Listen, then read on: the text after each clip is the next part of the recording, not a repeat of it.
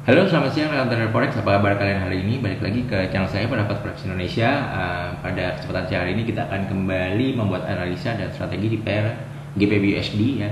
Hari ini adalah hari Jumat tanggal 8 Mei tahun 2020. Jam menunjukkan pukul 12 siang lewat 23 menit waktu Indonesia bagian barat. Sebelumnya kita mulai analisa, kita review lagi strategi trading di hari kemarin ya. By the way, ini videonya saya ulang lagi recordingnya ya. Tadi saya udah recording tapi ada kesalahan record, jadinya saya ulang, dan beberapa area di sini udah saya hapus ya. Kalian bisa lihat di video kemarin area-area buy sell yang saya buat. Kemarin saya buat pada saat harga sedang ada di kisaran ini, area ini, dan saya menyarankan untuk entry buy di area kisaran sini ya teman-teman. Insert kira-kira di sini, kalian bisa lihat videonya ulang ya, kisaran area ini untuk entry buy.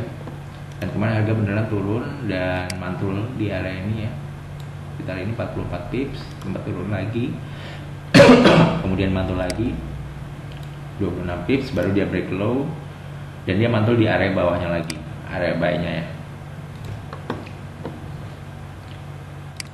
Nah, saya harap kemarin teman-teman yang entry buy di GBP USD juga berakhir dengan profit ya, entah itu di area yang ini atau area yang bawah ini.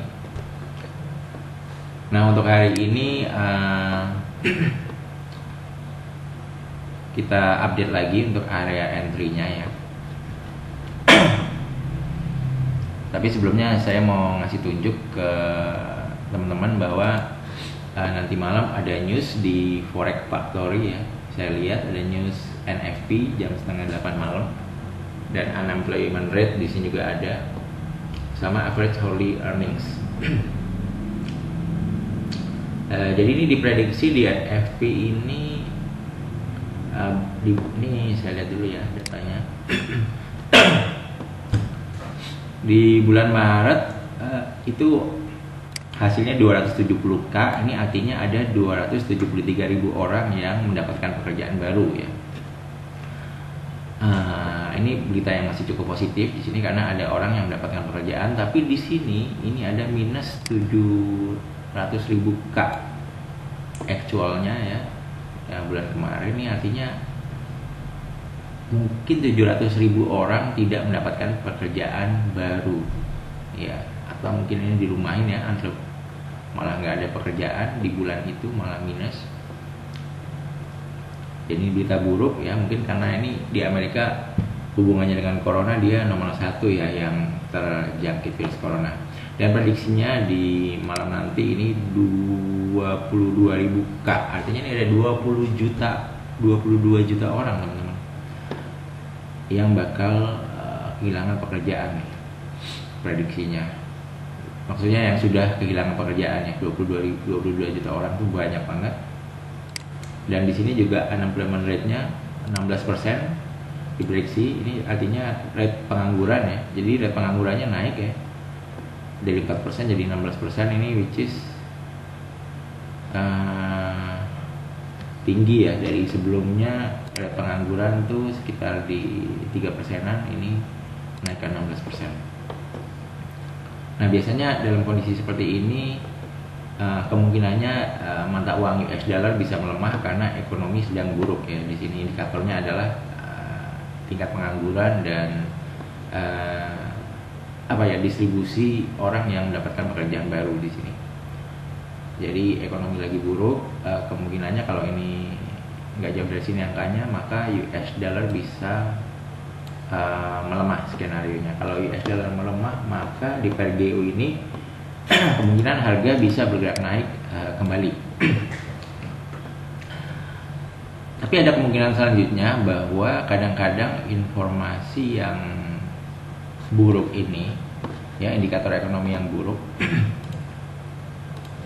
itu bisa direspon oleh pelaku pasar saham ya, pelaku pasar saham yang ada di US sana. Jadi waktu itu mentor saya pernah cerita ya, jadi kalau kondisi buruk berarti ada kemungkinan investor saham di saham-saham Amerika itu melepas sahamnya.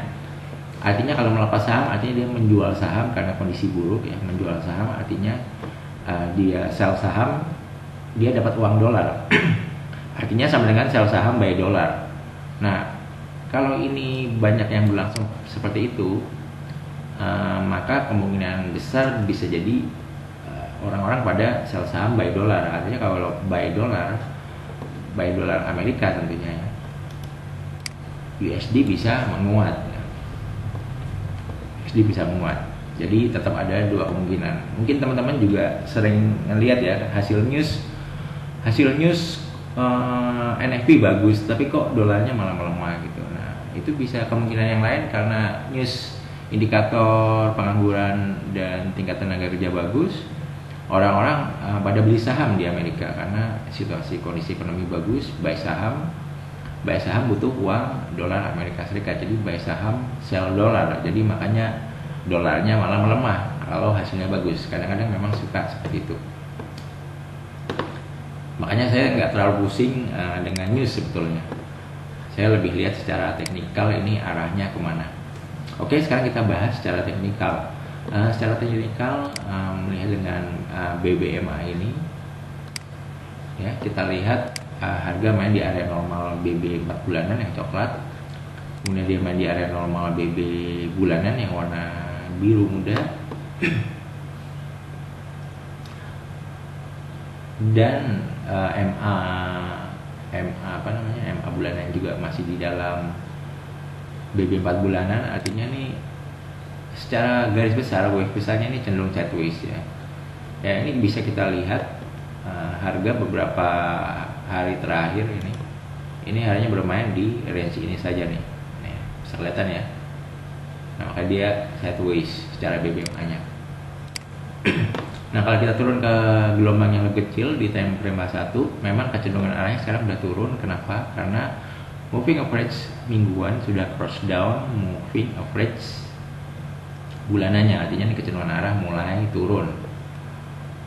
Jadi kalau kondisi seperti ini kita bisa berstrategi mencari entry sell. Di manakah entry sell-nya? Tentunya di harga yang mahal atau di sekitaran level resistennya, teman-teman. Oke, kita turun time frame lagi 30 menit. Di sini moving average harian sudah mulai masuk area normal BB mingguan dan bulanan, ya artinya ada pelemahan tren turun sebelumnya. Jadi ada pelemahan tren turun dari tren sebelumnya ya. Nah, kalau kita lihat juga kondisi moving average yang saling berdekatan ini antara bulanan, mingguan dan harian ini biasanya tanda-tanda harga bakalan sideways dulu sampai nanti biasanya dimulai dari moving average harian yang keluar dari BBSD min 1 atau plus 1 mingguannya ya. Kalau misalnya memang nanti akan terjadi tren lagi, tapi sementara ini kondisinya masih sideways. Nah, dalam kondisi sideways yang agak turun gini, opsi sell sepertinya masih menjadi pilihan yang cukup oke untuk hari ini. Oke, kita pull dulu pakai Fibonacci di sini. Ini level 50 sampai 61,8-nya ada di kisaran sini. Nah, ini tentunya bisa menjadi area sell di sini. Oke. Nah, di sini ada level resisten ya. Oke. Nah, ini. Di sini. Jadi kalau misalnya nanti news naik, kemungkinan harga akan mantul dulu di kisaran sini nih, teman-teman. Kita tambahin lagi ya, ini resisten ada sampai sini. Nah, kira-kira inilah areanya. Dan potensi area mantul selanjutnya ada di kisaran ini. Kita revisi lagi ya, agak naikkan. Kisaran sini. Ya, sini. Sini ada level resisten yang terlihat jelas di time frame H1.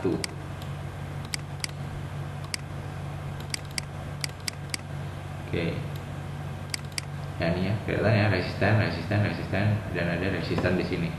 Jadi ini dua area untuk entry sell untuk hari ini. Nah, kalau entry buy gimana? Untuk entry buy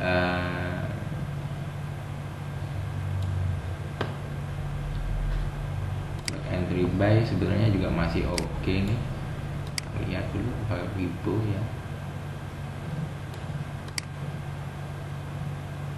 Gelombang ini. Nah, ini.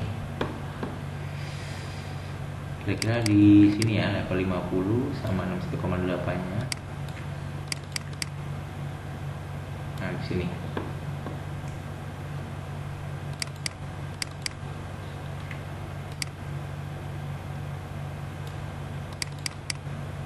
Puluh 61,8 ini ya. Oke. Kira-kira di sini bisa coba entry buy tipis ini. 12 pip ya. Cut loss kalau dia break, nanti teman-teman bisa entry buy lagi kira-kira di kisaran udah pernah dihitung, mungkin di kisaran ini ya. Kita revisi lagi karena mau ada news hari ini.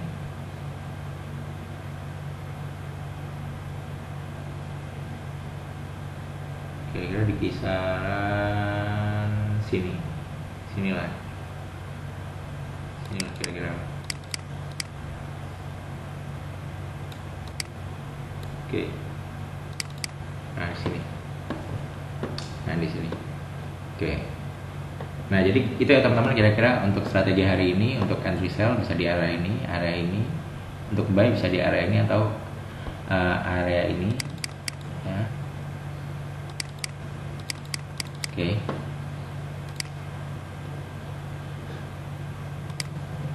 Oke, semoga cukup jelas ya untuk strategi di hari ini.